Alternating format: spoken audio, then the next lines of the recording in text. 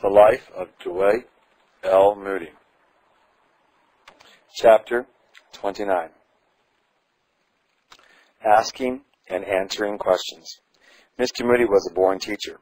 He was also a great learner. His capacity for drawing out information from people with whom he came in contact was marvelous. If driving about a new place, he never rested till he found out all he could about the country and the people, especially their spiritual condition. If with a minister, he would have the best that man could give him regarding the passages of Scriptures which were especially in his mind at the time.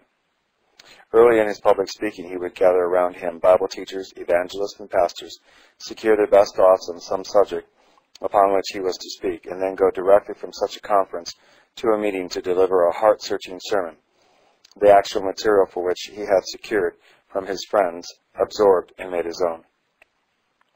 In answer to an inquiry how far a young man was at liberty to use another man's thoughts, he replied, "Always give due credit if you can, and if you can't, or if you don't want to mention the man's name, say, 'Someone has said.'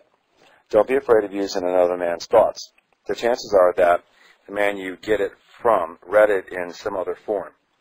There is practically very little that is original, and it's better to give the best of others' thoughts than what is poor, even if it is original." In Sunday school conventions and Christian work, in revival meetings and conferences, and in his schools, he set apart times for answering questions. Sometimes he would sit on a platform and put a leading clergyman in the witness box and question him steadily for an hour, to the great edification and spiritual refreshment of the audience. Again, he would himself be the witness and let the audience try their hand at questioning. In order that the time might not be consumed with foolish questions or with those that were asked for the sake of discussion rather than profit, he insisted that they should be submitted in writing. Frequently, conferences were held at the close of each revival meeting where Christian workers could find out how to carry on evangelistic work in their own churches. The following practical questions and helpful answers illustrate this phase of his teaching. Question: what more can be done against intemperance? Answer: it would take all day to answer that. There are two sides on this matter, and I want to give a rap at both. I think every Christian church ought to be in a temperance society. Look at the men who are stumbling over this great evil going down to a drunkard's grave. I am a total abstainer, have never touched liquor and never intend to do so. I am able to do a day's work without it. Now, for the other side, I think the temperance man makes a great mistake who always harps on that one question. Everything in its own place. If I go to prayer meeting, I don't want to hear incessantly about temperance or higher Christian life. We have a man in our city who comes to our prayer meetings every day, and it doesn't matter what our subject is, he always gets up and talks on the higher life. And so, with temperance, only when you get a chance for a word slipped it in, give strong drink a rap. Question: how about temperance meetings Sunday evenings? Answer: I wouldn't have a temperance meeting on Sunday night. I would hold Sunday evening sacred to the preaching of the gospel of the Son of God. In the Bible, you have any quantity of subjects, but if you undertake to preach temperance sermons once a week, the people will get tired of it. The gospel covers temperance and everything else. A great many will not come to a temperance meeting, but they will come to a gospel meeting, and may get temperance thrown in. Question: how can we make our prayer meetings more interesting? Answer: well, be more interesting yourself. That is one way. I have seen many meetings just murdered, the life taken out of them by the leader. There is a way of going into a meeting by which you may do this. Go in with your coat buttoned up, looking at no one. Do not use your natural voice and be as stiff as you can. Begin by saying you have nothing to say, and then talk for half an hour. If the meeting isn't dead then, I am a false prophet. Then get up and scold the people for not taking part after you have thrown the meeting open. For my own part, I don't know why we should go into church in that cold, formal way. When you go to church, why not take a man by the hand, throw off the stiffness, and make everybody feel at home? Question: if the pastor of a church does not favor evangelistic work, what can a layman do besides praying to promote the spiritual work? Answer: I should do a great deal more than pray. I believe the time has come for the laymen to move, and by laymen I mean men and women. If you can't work in the church, don't leave it, but go out and hold cottage meetings. If the country in the country get the schoolhouse. That is a magnificent place to work. If the school board prohibits the use of the schoolhouse, hold meetings on a hilltop. That is what Christ did. Pray God to fill you with the Holy Ghost. Nothing can stop a man who is red hot and full of the Spirit of God. If we cannot get the people to come to church, let us go into their homes. I believe that a man or woman who is filled with the Spirit of God can gain access to the hearts of the people and can have conversions anywhere and everywhere. There is a class of people who don't believe in revivals and in what we call conversions. Don't quarrel with them, but go right to work and have conversions. A man who hides his talent under a napkin, and because his pastor is opposed to evangelistic meetings, goes to your life praying for his church once a week or once a month to ease his conscience, is on the wrong track. Question: would you advise a pastor to hold an evangelistic meeting every Sunday night? Answer: I would hold an evangelistic service 52 Sundays in the year. Sunday night is better than any other time because a great many never get out except on Sunday night. Working men and mechanics don't have any other time, and if you don't reach them Sunday night, you won't reach them at all. Most of the church audiences on Sunday morning are made up of Christian people, and that is the time when ministers ought to feed the flock and build up the church. If they are fed properly, all the members become preachers themselves, and instead of the minister having one meeting Sunday night, there will be 20. Within 5 miles of Round Top every Sunday night, we have 10 to 12 gospel meetings when we are in running order. I believe this can be done all throughout the United States. I heard of a minister who said to a judge in his congregation, I am going out to the schoolhouse to preach. You have horses, and I want you to drive me out. The judge said that he would be very glad to do so. On the way, the minister said, Judge, I am going to ask you to speak. Oh, said the judge, I couldn't do that. But, said the minister, I was in court the other day, and I never heard anything better than the charge you gave to the jury. The minister had some tact, and when he went on to the platform, he said, Now I'm going to pray and read a portion of the Scripture, and then I'm going to put the judge in the witness box and examine him. He asked the questions, and the judge preached the whole sermon. Our judges and our lawyers are spoiling for work. It wouldn't take long to evangelize this country if we could only get the pews into the pulpit, but the ministers can never do it alone. Question: would you have a stated after meeting every Sunday night? Answer: yes, every time I preach the gospel, I will look for results. There are 3 or 4 kinds of meetings. When we come around the Lord's table, that is worship. When we expound the Bible, that is to feed the church of God. But when we invite men to come to God, then we ought to expect that they will come right then and there. Question: how would you conduct an after meeting? Answer: I never would conduct it 52 Sundays alike. There are very few men who could do that successfully. If the sermon is over at 8:30, when the audience expects to stay until 9, they are in good mood to stay a half hour longer. There are 2 ways of inviting people to stay to an after meeting. One is to send them all home. The benediction is a polite invitation for people to go. I wouldn't pronounce any benediction at the first meeting, and I wouldn't say, if any are concerned about their soul, they are invited to stay. You stick an if 4 feet high before them, and it will take an earthquake to move them into an inquiry room. When I was converted, it took 3 months to screw up my courage to be examined by a committee to be taken into the church. You might as well try to get a man to go before a justice of the peace. I would say, now, we are going to have a second meeting. If anyone must go, won't you just slip out while we are seen? I would put it as though I expected no one to go. Do you believe it to be a good thing to use a stereopticon on Sunday night? Stereopticon. I wouldn't do it because every Sunday night I would hold an after meeting for inquirers, and I couldn't do that very well after a stereoptica lecture. Those lectures would do very well on a weeknight. But Sunday evening I hold sacred to proclaiming the gospel in all its simplicity and follow it with an after meeting. Question: how can a minister have special meetings when he has failed to get an evangelist? Answer: there is a plan that is working very well in England and in some parts of this country. Let a minister who has special evangelistic gifts give 2 weeks to a brother minister, and let that brother minister preach for him the Sunday between. Then that minister has 2 weeks in which he can go all through his parish and invite people out that perhaps he wouldn't like to ask to come to hear himself. He can get his whole church to work in the same way. Then if people are converted, the church members will be more likely to look after them than if there had been some great union meeting. That plan helps the minister who has been preaching too. He goes back to his own church all on fire and preaches to his people with new interests. A series of meetings is a good thing, because if a man is awakened on Sunday, and there is to be a meeting on Monday, he is likely to come, and the impression is deepened. On Tuesday it grows deeper, and Wednesday or Thursday he will attend the after meeting. I think if that could be done, many a church would double its memberships right off. It is perfectly feasible. Let a minister go away for 10 days and preach the best sermons he has. He has nothing to do but to pray, meditate, and study, while the other minister with his members is out gathering the people. Question. Would you advise a young man to go into the ministry? Answer. Never. If God calls a man, all right, but I have seen too many man-made ministers. If a man is called by God, he will succeed. But if he is sent by man, he will fail. I should advise every man to engage in Christian work, but not to give up all other occupations and live by the pulpit. All are called to be disciples and witnesses, but there needs to be a special call to be an apostle. Question. Is it a good thing for a minister to study elocution? E-L-O-C-U-T-A-O-N. Answer. Yes and no. It is a good thing to learn to read well.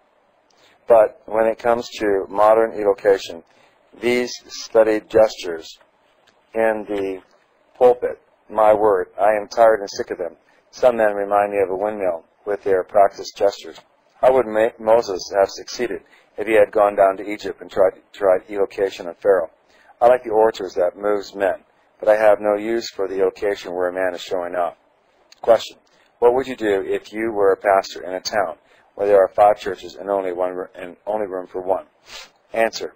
Get out mighty quick. No power on earth can make me believe it is God's will that a Methodist and a Baptist and a Congregational and a Presbyterian and an Episcopal church should be in one town where there is not room for more than 1 or 2.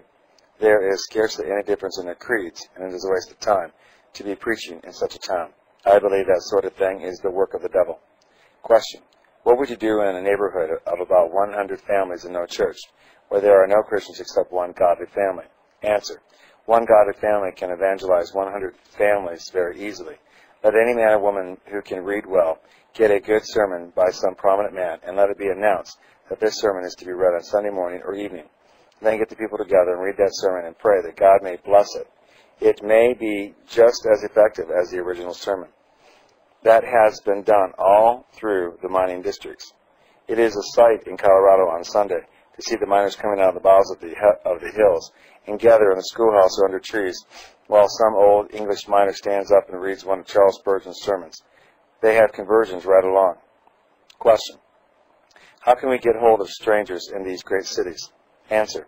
I believe that if you would have in the pew a blank card with a place for name and residence, and if the minister would say when strangers are present that he or his wife would be glad to visit them if they would write their name and address in the card and leave it in the pew, I believe that if a minister would do that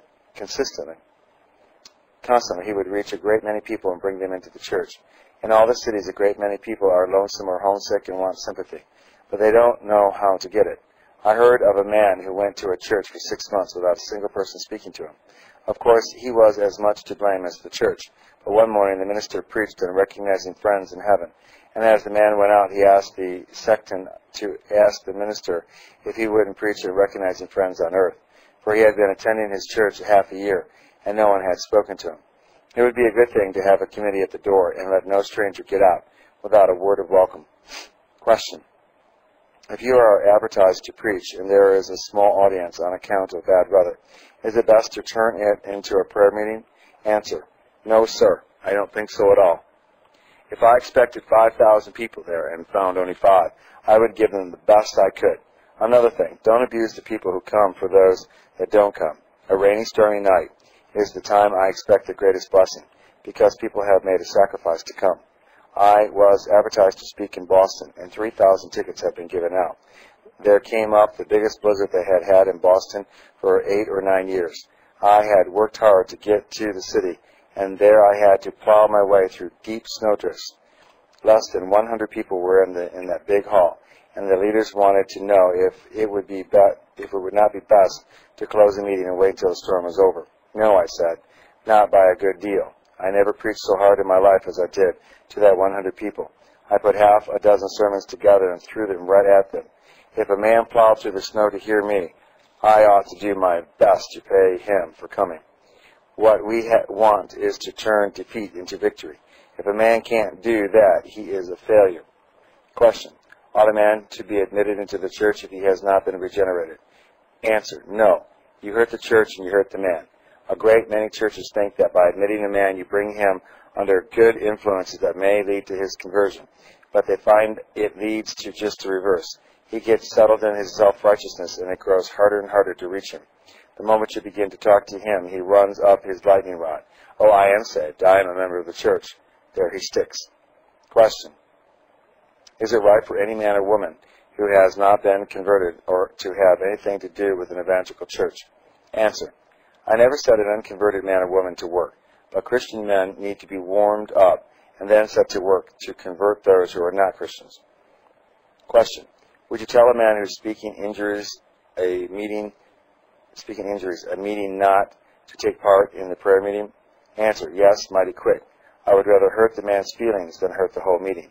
Some time ago I said to a man, you ought not to have said what you did tonight, and besides, your record is all bad, and you ought not to take part at all.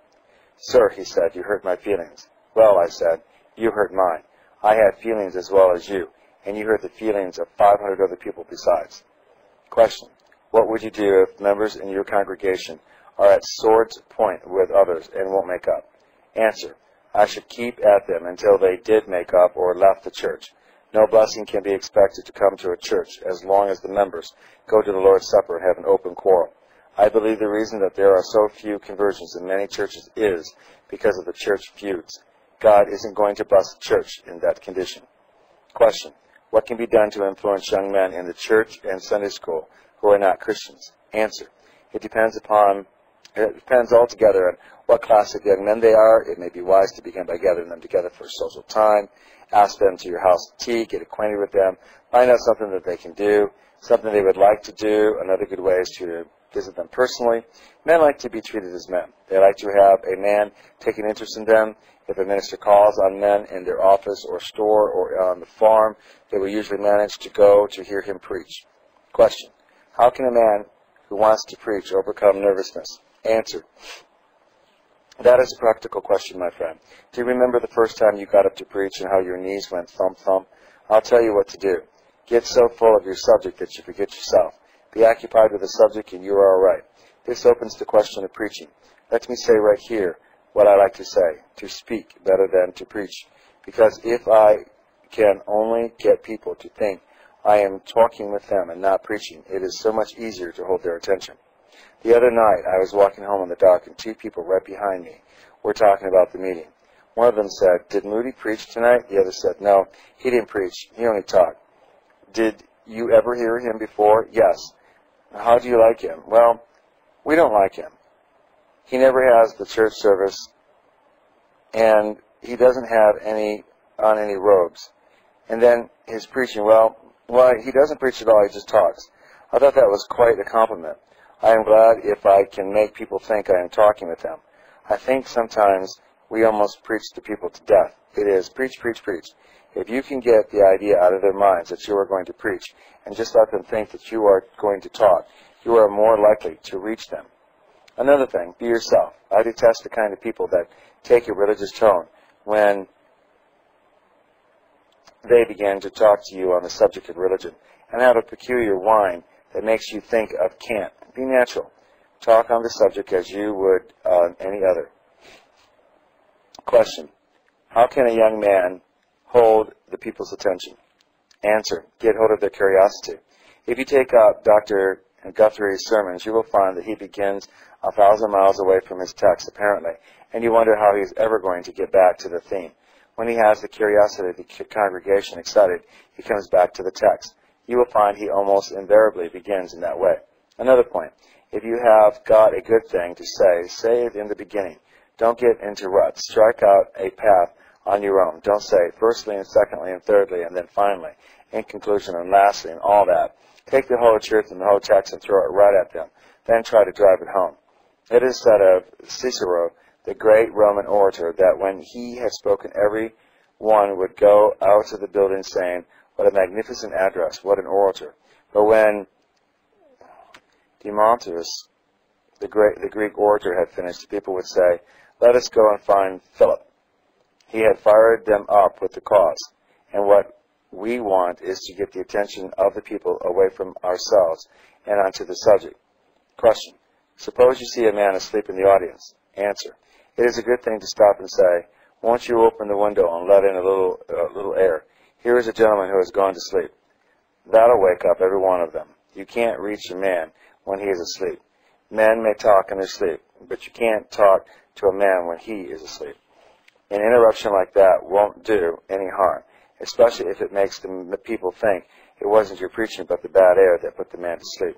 Very often you will wake a man up by pointing right down to him. Sometimes I have seen a man just going to sleep, and I would stomp my foot. One man asleep will publish to the whole audience that you are a dry preacher. Question. How long should a sermon be? Answer. It is very much better to get a reputation for being brief than to have people say that you preach long sermons. Say what you have got to say in just as few words as you can. Then stop when you get through. Some men go on and feel around for a good stopping place. I'd rather stop abruptly than do that. Don't waste any time. Remember, we are living in an intense age. Men think quicker than they used to. The time was when, if a man wanted to do a little business in Boston, he would write half a dozen sheets of foolscap and send them by mail. Now he puts it all in a telegram of 10 words. What we want in our preaching is to condense. Get a reputation for being short, and people will want to hear you. Question. What would you do if the choir disturbed you? Answer. I remember preaching once at Limerick when our hymn books were new. A young man came in and joined the choir. There were 300 or 400 people on the stage, and he took a front seat. He took up a hymn book just as I began to preach, and turned over the leaves.